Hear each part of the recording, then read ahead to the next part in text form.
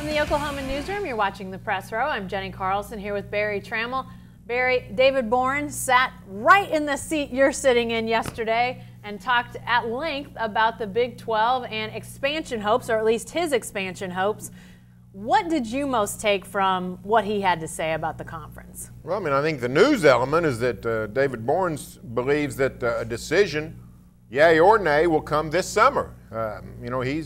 He basically says the time to act is now, and while he's confident that the Big 12 presidents will eventually see it his way, expand, add a title game, form a conference network, he's willing to let the data speak for itself. The Big 12 is investigating, doing a lot of research on the numbers for all of those elements, but he's ready to not make it open-ended. He's ready to put a finish line to the case, and he believes it'll come this summer. So the people that have been clamoring low these many years for Big 12 expansion, we could be near the final determination. Yeah, it's interesting to hear that timeline, and I wonder who at the Big 12 office did a face palm when they saw that David Boren was once again talking about conference expansion and those sorts of things, because after they had some meetings a couple weeks ago, Big 12 basically said the conference office is going to be the one voice of this issue. Well, I'm not sure anybody tells David Boren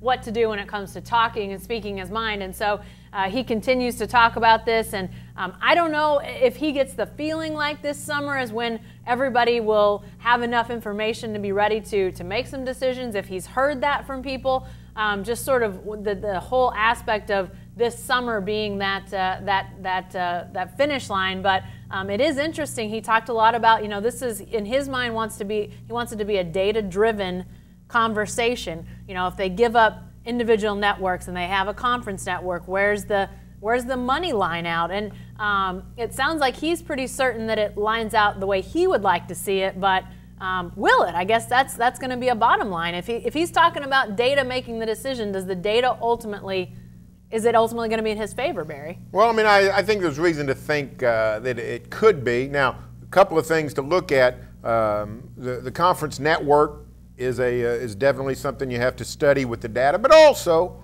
when you look at just the television networks, will two new schools make the ESPN Fox partnership want to pony up even more money for the Big 12 television package? And while Brigham Young seems a fairly obvious choice as somebody that would impact favorably the television contract, nobody else out there really does. Mm-hmm. So that's a concern, and also I think just the idea that some people might look at non-data driven things like geography. Do you want to go back east with or west? Do you want to go 2 to the west? Do you want to go 2 to the east? Yeah. Those really aren't data questions. Those are just philosophical questions. So this isn't going to be just a numbers decision, although David Boren clearly thinks it'll be numbers driven. Well, and I think it's interesting as we talk about numbers. I mean, it is dollars, it is viewers, and that's why, this news about Cincinnati coming out earlier this week, and an email that was procured by the Cincinnati Examiner indicating an email from David Boren to the president at Cincinnati that, he was really encouraging Cincinnati's potential push to try to get in the Big 12. But Barry, I think as you've said, that you wouldn't be surprised to see similar emails from David Boren to multiple presidents, not just one or two, but multiple school presidents where it could work. But I think it is interesting too when you talk about data. I think academics, maybe more than those of us in the sports realm, you've written about this, but I think that's something that lots of times when you're looking at data points, we may not be considering. But, David Boren talked about Texas and how a lot of people believe they're at odds, but he said in a lot of ways we're a lot alike. I think that, Barry, that was partially a nod to academics to try to bring up the academic standards of the Big 12, and that's where, a school like a BYU looks really good in a lot of ways because academically, eyeballs on football, those sorts of things, that all starts to fall in line. Yeah, the academics are important.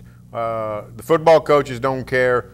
Most of the athletic directors care little about that. Some do.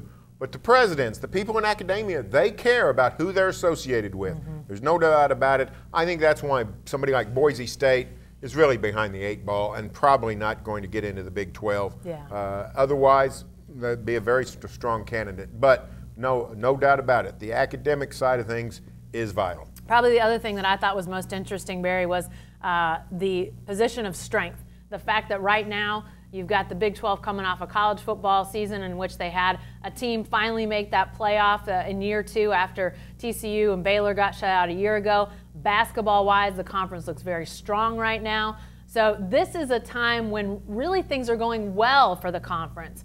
Nobody's looking to leave at this point, as far as anybody knows. You've got teams doing well.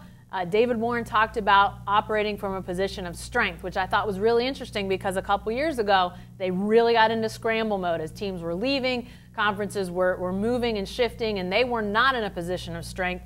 David Warren sees this year, this time, and I think partially because of the success on the field of those teams and the increased positive vibe around the Big 12 as a time when they could really move, and as you said, this summer seems to be a time when it sounds like something is going to happen.